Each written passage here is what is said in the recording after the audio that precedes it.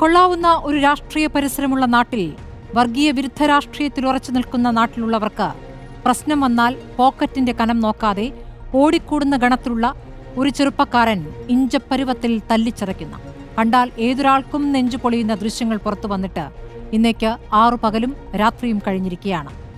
നാട്ടിലുള്ള പ്രമുഖർക്ക് സർക്കാർ ചെലവിൽ പായസം നൽകുമ്പോൾ കർണപുടം പൊട്ടിയെങ്കിലും കള്ളക്കേസിൽപ്പെട്ടില്ല എന്ന നേർത്തൊരാശ്വാസത്തിൽ മാത്രമാണ് അന്നു രാത്രി സുജിത്ത് എന്ന ആ യുവാവ് കിടന്നുറങ്ങിയിട്ടുണ്ടാവുക. നാടാകെ കണ്ട ആ കാഴ്ച പക്ഷെ നാടിന്റെ ആഭ്യന്തരമന്ത്രി കണ്ട മട്ടില്ല. സുജിത്തിന് പിന്നാലെ പീച്ചിയിൽ ഔസേഫും, കൊല്ലത്ത് സജീവും, കോഴിക്കോട്ട് മാമുക്കോയും മുസ്തഫയും മുസീഫും, പത്തനംതിട്ടയിൽ ജയകൃഷ്ണനും കേരള പോലീസിന്റെ മനോവീര്യത്തിന്റെ ചൂടറിഞ്ഞ കഥ പുറത്തും വന്നു കഴിഞ്ഞു. പത്തനംതിട്ടയിലൊരു പഴയ SFI നേതാവ് പറയുന്നു, 13 ആണ്ടായിട്ടും നീതി തേടി അലയുന്നതിന്റെ കഥ.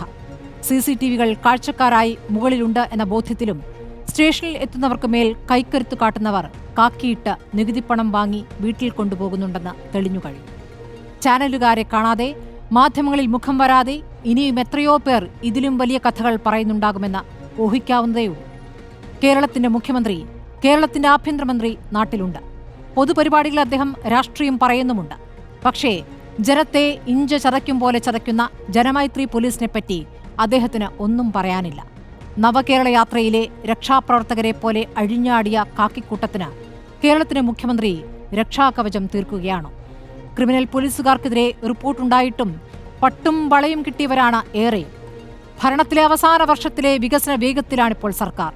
ഏമാന്മാരോട് ന്യായം പറയാനില്ല എങ്കിൽ പിന്നെന്തിനാണൊരു ഇടത് സർക്കാർ എന്ന് അണികളെങ്കിലും ചോദിച്ചാൽ ഉത്തരം പറയണ്ടേ? അടികിട്ടി ജനം പിടയുമ്പോൾ മൗനം സമ്മതമോ എന്നതാണ് ചോദ്യം.